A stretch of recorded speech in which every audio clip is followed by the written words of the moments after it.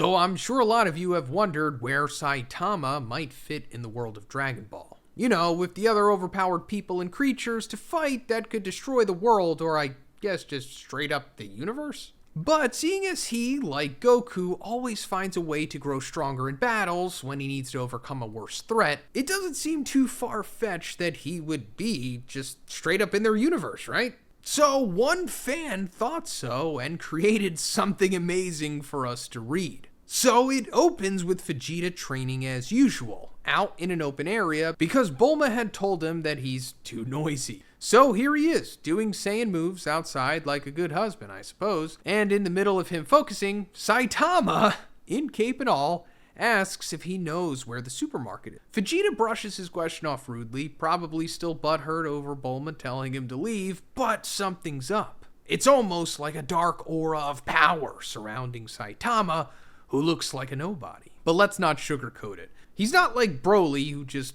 oozes power from his form, or mysterious like Jiren, but it's enough to draw Vegeta's curiosity though. So instead of training alone, Vegeta figures that he can use Saitama as a fighting partner. Except it's Vegeta. So he doesn't ask, he just kind of initiates a battle against Saitama's will. And if nothing else, Saitama's impressed with his speed off the bat. Not that he can't handle it. But then comes the infamous Saiyan lightning movements, kicks and punches flying everywhere at him. Still, not enough to fluster Saitama. And when he throws a punch of his own, Vegeta dips out of there and comes crashing down from above with more intent. Vegeta can't help but be surprised by him, likely thinking of Saiyans like Goku and Gohan.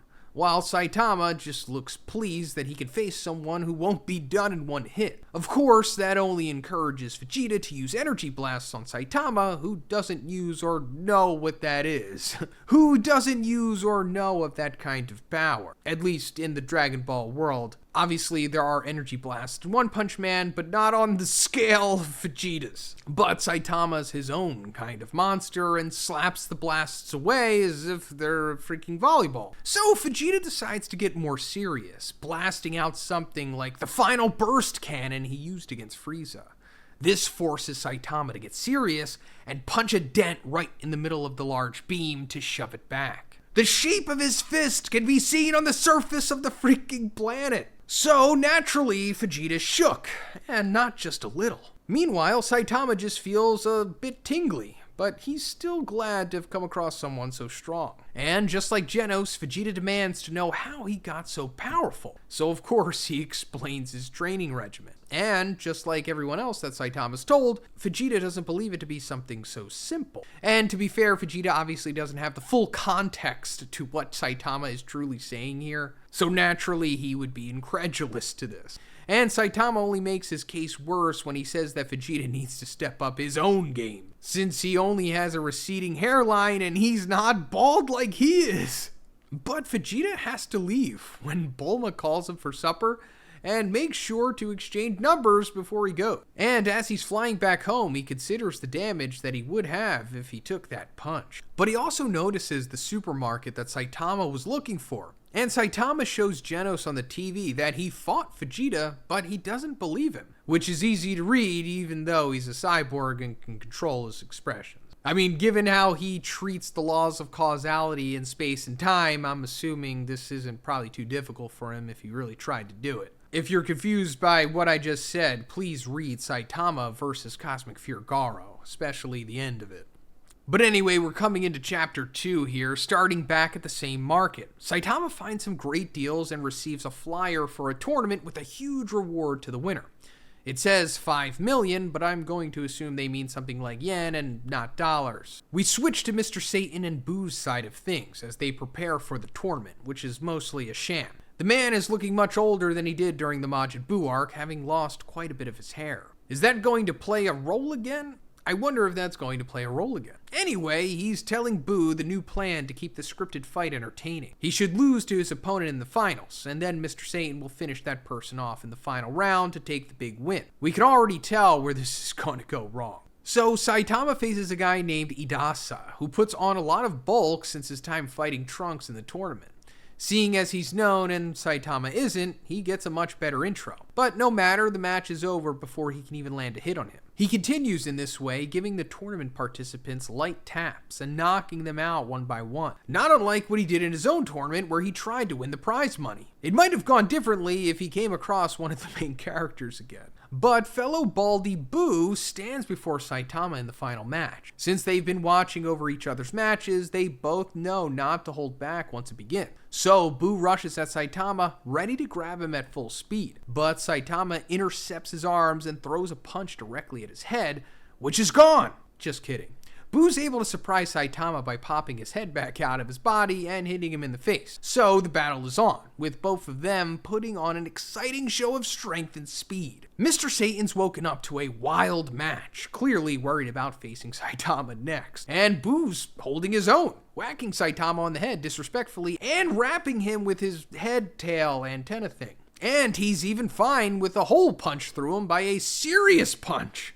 We know that he's a monster in his own right, but Saitama worries for a second that he might have gone too far. But then he's just relieved by how strong Boo is. But then Boo throws the fight as promised to Mr. Satan after misunderstanding his message on the sideline. As I'm sure many have noticed, Mr. Satan represents a pretty good parallel to King in Saitama's universe, and how he's known for his strength and wins, but actually is super weak. But Mr. Satan's balding, so could he perhaps pose a challenge?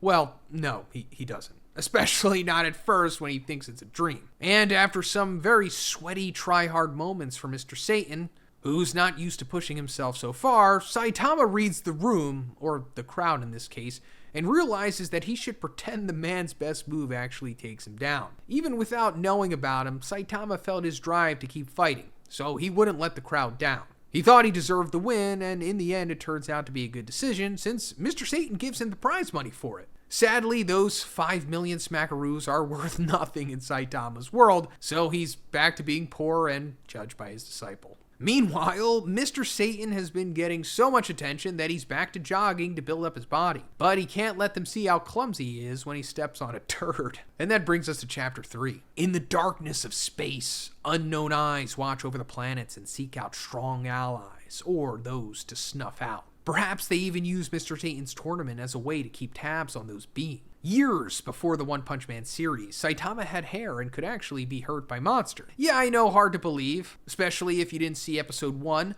but that's where we start though. A pre-overpowered Saitama helps save someone, punching a hole in a monster, but not the one that can fix it like Boo. A ship lands with aliens who have scouters equipped, just like the Saiyans who went looking for Goku and friends in DBZ. But in this case, they seem more like a part of Frieza's army. Saitama can't hide from the device, so he steps out of hiding, and of course, insults them. They try to read his strength, but think their scouter is broken. I think it's a reference to the "It's over 9,000" meme. Even before breaking his limiter, Saitama is able to send them flying when he hits them. The number of them starts being a problem though.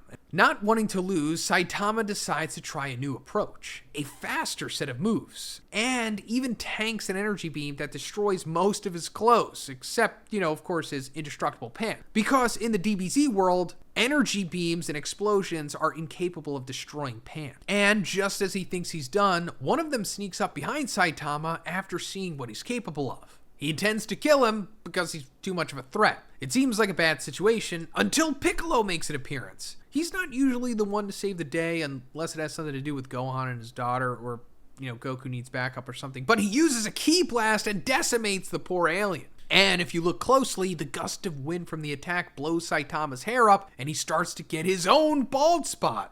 I mean, it was inevitable anyway, right? But after being thanked for delaying them, Saitama thinks Piccolo is a hero too. But he looks more like a monster, which I guess he technically was at one point. And then he offers him some clothes since they got destroyed. And to match the new drip, he gets renamed Saitaman, which is leagues better than Caped Baldy, but he is named Cape Baldy for a reason, of course. And he seems to appreciate the cape in this costume and wants to use it for his official hero outfit. By the way, the friend he's referring to is obviously Gohan, who used to fly around in disguise as a superhero while in high school and was called the Great Saiyaman. But you already knew that. But anyway, moving forward in time, the Red Ribbon Army goons threaten him from coming to their base. And with Saitama having lost all his hair, they're not far from losing their lives next. And that is pretty much it for the fan-made Saitama in the Dragon Ball Universe comic that we just went over. It seems like everyone agrees that this fan-made series is one of the best out there, but sadly it doesn't seem to have continued since it was posted in 2017. Let me know if this has a continuation or if there is a Saitama versus X character comic that is just as good as this, because I would love to make a follow-up video. But let me know what you thought about this in the comments, guys, and if you liked it, please give it a like and please subscribe if you haven't already. Have a great day, and I'll see you in the next one.